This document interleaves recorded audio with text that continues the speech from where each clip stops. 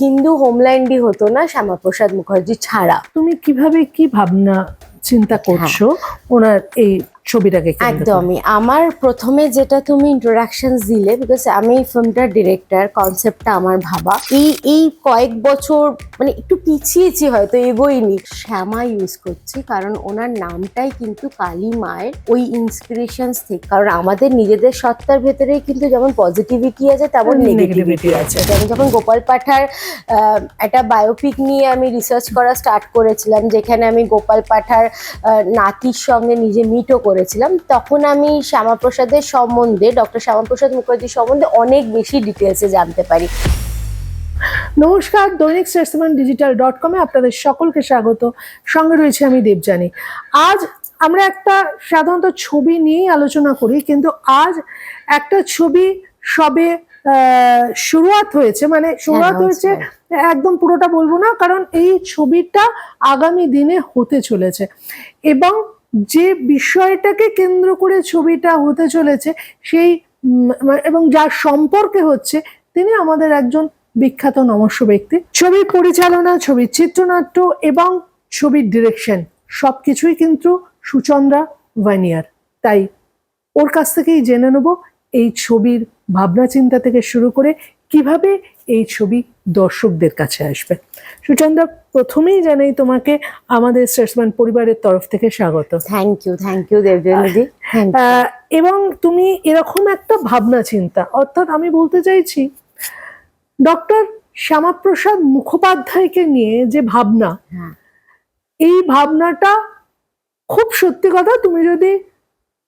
তুমি যবে থেকে ছবি করছো, বেশ কয়েকটা ছবি তোমার কাজ হয়েছে, কিন্তু তুমি যদি সেই ছবিটা জাস্ট 3 মাস আগেও ঘোষণা করতে, তাহলে কিন্তু একদম এটা সম্ভব ছিল না। মানে আমি তোমার সঙ্গে একমত দিদি, কারণ আমার কোথাও একটা মনে হয় যে আমরা মানে অনেক দিন ধরে, লাস্ট 1-1.5-2 বছর ধরে আমি এই সাবজেক্টটা নিয়ে কাজ করছি এবং এই সাবজেক্টটা কোথাও আমার কাছে উঠে আসে আর কি। শ্যামাপ্রসাদ সম্বন্ধে উই অল নো, রাইট? কিন্তু ওনার সম্বন্ধে যে ডিটেলিং এ জানা, যেটা আজকের জেনারেশনস কম জানে, সেটা আমি একটু ডিটেলিং এ জানতে পারি যখন আমি একটু গোপাল পাঠা নিয়ে কাজ করেছি। আমি যখন গোপাল পাঠার একটা বায়োপিক নিয়ে আমি রিসার্চ করা স্টার্ট করেছিলাম, যেখানে আমি গোপাল পাঠার নাতির সঙ্গে নিজে মিটও করেছিলাম, তখন আমি শ্যামাপ্রসাদের সম্বন্ধে, ডক্টর শ্যামাপ্রসাদ মুখার্জির সম্বন্ধে অনেক বেশি ডিটেলসে জানতে পারি। তখন থেকে এই সাবজেক্টটা নিয়ে কাজ করব। কিন্তু একটা ফিল্মে অনেক অর্থনৈতিক জায়গা জড়িত থাকে, প্রডিউসার, ফাইন্যান্সার, এবং যদি সিনেমাটা এখানে রিলিজই না করতে পারি, কি আশ্চর্য। মানে তোমার কোথাও একটা গিয়ে ধরো এই যে বাংলার হোমল্যান্ড হতো না, যার জন্য তার ইতিহাস আমরা বলতে চাইছি, কিন্তু সেটা যদি বলতে না দেওয়া হয় বা সেটা যদি ফিল্মটাকে ব্যান্ড করে দেওয়া হয়, তো দিস ইজ মানে সেটা খুবই দুঃখজনক ব্যাপার হতো। তো সবকিছু মিলিয়ে এই বছর 125 বছর ডক্টর শ্যামাপ্রসাদ মুখোপাধ্যায়, এবং এই 125 বছরে অনেকে হয়তো তার সম্পর্কে অনেক কিছু জানেন না, শুধু নামটাই হয়তো জানেন। এবং সেই জায়গা থেকে তুমি কিভাবে কি ভাবনা চিন্তা করছো ওনার এই ছবিটাকে কেন্দ্র করে? একদমই। আমার প্রথমে যেটা তুমি ইন্ট্রোডাকশন দিলে, বিকজ আমি ফিল্মটার ডিরেক্টর, কনসেপ্টটা আমার ভাবা, কিন্তু এটার জন্য এই ফিল্মটা বানানো যতটা ইজি, এই ফিল্মটা স্ট্রাকচার করাটা ততটাই ডিফিকাল্ট। কারণ ডক্টর শ্যামাপ্রসাদের জীবন ছিল 51 বছর, কিন্তু এই জীবনের ইতিহাসটা যদি আমরা তুলে ধরি, এতগুলো অধ্যায়, এতগুলো জায়গা এবং এতগুলো উনি পরিবর্তন এনেছে, তার মধ্যে তো একটা আমরা সবাই জানে যে নর্মাল যে হিন্দু হোমল্যান্ডই হতো না শ্যামাপ্রসাদ মুখার্জি ছাড়া। কিন্তু যেটা সব থেকে ইন্টারেস্টিং আমার যেটা মনে হয়, যে আজকে জেনজিদের না একটা কোথাও ইন্সপিরেশনস লাগে। কারণ কি বলতো, আমরা যখন একটা স্ক্রিপ্ট বানাই, তখন একটা হিরো যেমন থাকে তেমন ভিলেন থাকে। তো এই প্রজেক্টটার জন্য একটা রিসার্চ ওয়ার্ক যেমন খুব ইম্পর্টেন্ট। কোথাও একটা গিয়ে যে হিন্দু হোমল্যান্ড উনি ছাড়া হতো না, সেটা তো আমরা অল্প বিস্তর সবাই জানি। এবং আমার কোথাও একটা মনে হয় যে ওনার ফিল্মের রিসার্চ এবং সেটা একটা অধ্যায়, এবং স্ক্রিপ্টটা যেটা ধরো যতটা বেশি ইজিয়ার ওয়েতে জেনজিদের কাছে, যেটা আজকের প্রজন্মর কাছে যেভাবে তুলে ধরলে, বিকজ কি হবে, কোনো কোনো জিনিসটা ইন্সপিরেশন হিসেবে যদি আমরা জানতে পারি জীবনে চলার ক্ষেত্রে কিন্তু অনেকটা কাজে দেয়। অফকোর্স, কারণ একটা স্টোরিতে কিন্তু একটা ভিলেন থাকে, একটা হিরো থাকে, আমরা সেই রামায়ণ মহাভারত থেকে দেখে আসছি। এবং কোথাও গিয়ে যেটা আমি অলওয়েজ দেখি, মানে মানে তুমিও রিলেট করতে পারবে, আগে কিন্তু একটা ভিলেনকে বা একটা খলনায়ককে আমরা একটা রাজ্যে দেখতাম, তারপর সেটা একটা শহরে আসে, তারপরও সেটা একটা পাড়ায় আসে, তারপর সেটা একটা ঘরে আসে, তারপর কিন্তু আসে আমাদের মনের ভেতরে। কারণ আমাদের নিজেদের সত্তার ভেতরেই কিন্তু যেমন পজিটিভিটি আছে তেমন নেগেটিভিটি আছে। তো এই সময় যখন ভিলেনটা ভেতরেই বাস করছে, তো এই সময় ইন্সপিরেশনস মনে হয় আরো একটু বেশি দরকার। একদমই তাই, ঠিক সেইভাবেই আর কি। মানে আমাদের যে সমস্ত ছেলেমেয়েরা বড় হচ্ছে, তারা কাকে ইন্সপিরেশন পাবে, কাকে দেখে তারা মোটিভেট হবে, তো এই সমস্ত মানুষদেরকে তাদের জীবন কাহিনী সেটা তুলে ধরাটাই। এবং সব থেকে ইন্টারেস্টিং যেটা, মানে কয়েকটা পয়েন্ট নিয়ে আমি কথা বলতে চাই, যেটা তোমার এই ধরো শ্যামাপ্রসাদ মুখার্জির আদার্স ফ্যাক্টর, পলিটিক্যাল ফ্যাক্টর, বা কোথাও একটা গিয়ে আজকে বিধানসভাই হতো না, যেটাকে আগে আইনসভা বলা হতো, বা এই সমস্ত জিনিসগুলো আমরা জানি, কিন্তু ওনার যে এডুকেশনস, ওনার যে, মানে আমরা কোন পরিবারের ছেলে, একদম কোন পরিবারে, মানে আশুতোষ মুখার্জিকে বাংলার বাঘ বলা হতো, মানে উনি, মানে ওনার অবদান, মানে যেটা একজন স্টুডেন্টের জন্য ওই প্রসপেক্ট থেকে, আমরা তো দেখো নিজের জন্যই ভাবি, we are very self oriented, কিন্তু আমরা কখন দেশের জন্য বা পাশের মানুষটার জন্য ভাববো?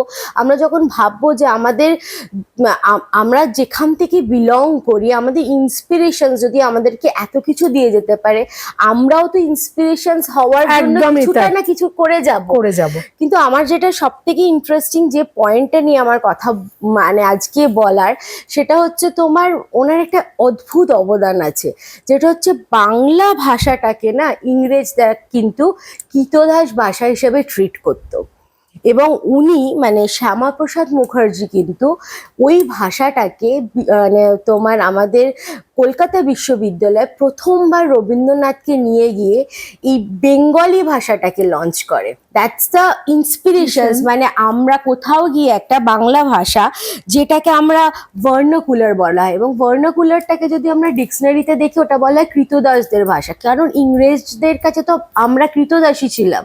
তো সেইটাতে গিয়ে কোথায় একটা বেঙ্গলিতে ট্রান্সফার করা, এবং প্রথমবার বিশ্ববিদ্যালয়ে রবীন্দ্রনাথ ঠাকুরকে নিয়ে গিয়ে একটা বেঙ্গলি ভাষায় একটা লেকচার দেওয়ার জন্য কিন্তু শ্যামাপ্রসাদের এইরকম অনেক ইন্টারেস্টিং অবদান আছে, যেটা সোকল জেনজি বলো বা ইয়াং জেনারেশনস বলো, ইন্সপায়ার করবে। জেনজি তো আজকের, কিন্তু এই ঘটনাগুলো সকলেরই জানা উচিত। একদম।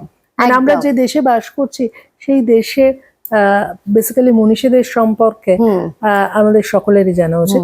তো এখানে তুমি কতটা, মানে কোন সময়টা ধরবে ঠিক করে? তুমি তো এত কিছু তো না, এটা ধরা যাবে না, মানে তোমাকে একটা লিমিটের মধ্যে একটা ছবি বানাতে হবে, এবং সব তার চেয়ে একটা বড় ইম্পর্টেন্ট বিষয় হচ্ছে কাকে ভাবনা চিন্তা হচ্ছে, মানে কাদেরকে, রাদার, মানে আমরা জানি এটা ওই জার্নিতে এক্স্যাক্টলি শুধুমাত্র শ্যামাপ্রসাদ না, অনেকগুলো ইম্পর্টেন্ট চরিত্র আছে। সো ওই চরিত্রগুলো নিয়ে আমাদের কাজ চলছে, এবং যেহেতু স্ক্রিপ্টটা প্যারালালি চলছে, এবং এটা সম্পূর্ণ তোমাকে একটা পিরিয়ড হিসেব করে ছবিটা করতে হবে। একদম, কারণ আমরা সেই অরাটা নিয়ে কাজ করলে তো এটা পিরিয়ডিক ফিল্মই হবে।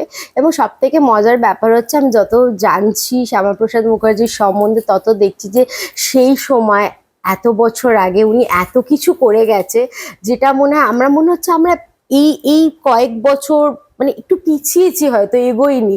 মানে এরকম ইন্সপিরেশনস আমাদের জীবনে যদি থেকে ছিল, আরো বেশি মুভ অন করা উচিত ছিল আমাদের। ছবির নামটা কি এবং কেন, যে নামটা হলো, এটা কেন? ফিল্মের নামটা আমরা ইউজ করছি শ্যামা। কোথাও একটা গিয়ে শ্যামাপ্রসাদ তো আমরা প্রাউডলি বলতে পারি আমাদের বাংলার সম্পদ, যত একদম। উনি হ্যাঁ ন্যাশনাল হোক।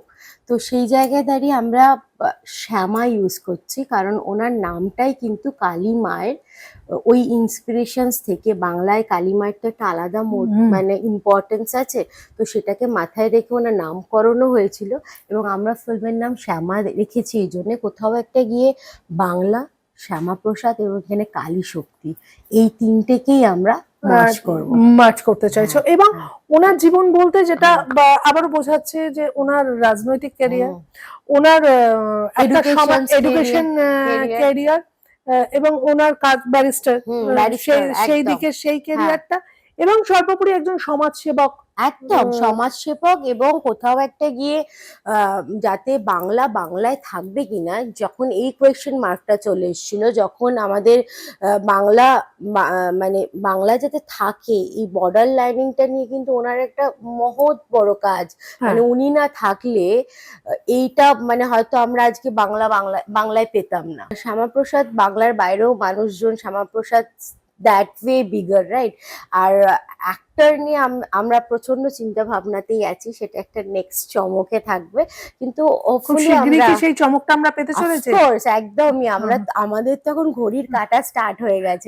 ঘড়ির কাটা স্টার্ট হয়ে গেছে, শুটিং শুরুর ডেট চলে আসছে, কিন্তু সেই চমকটা আমরা একদমই উই আর ভেরি সুন ওটাকে রিভিল করব। কারণ শ্যামাপ্রসাদ মানে শ্যামাপ্রসাদ মুখার্জি কথা তো অনেকের সঙ্গেই হচ্ছে, হ্যাঁ অনেকের সাথে কথা তো হচ্ছে, এবং ওনার ফিল্মে ওনার চরিত্রটা শুরু হয়ে গেছে। হ্যাঁ একদম, লুকসেটও শুরু হয়ে গেছে, এবং ওনার চরিত্রটা ইজ দ্য মানে বিগার সারপ্রাইজ। সো এটাই হচ্ছে সবচেয়ে বড় সারপ্রাইজ। মানে ডক্টর শ্যামাপ্রসাদ মুখোপাধ্যায়ের বায়োপিক বেসিক্যালি একটা হতে চলেছে, এবং সেটা আশা করছে 2027 আমরা একদম প্রেক্ষাগৃহে আমরা দেখতে পাবো। কিন্তু তোমায় খালি একটা জিনিস বলে দিই, ইয়েস এটা শ্যামাপ্রসাদ মুখার্জির বায়োপিক, কিন্তু এই বায়োপিকটা ইটস ভেরি কমার্শিয়াল এবং ভেরি কালারফুল, যেরকম হওয়া উচিত একটা ফিল্মের জন্য। কারণ আমি পার্সোনালি বিলিভ করি অডিও ভিজুয়াল মাধ্যম এমন একটা মাধ্যম যেটা মানুষকে না খুব ভালোভাবে পেনিট্রেট করতে পারে,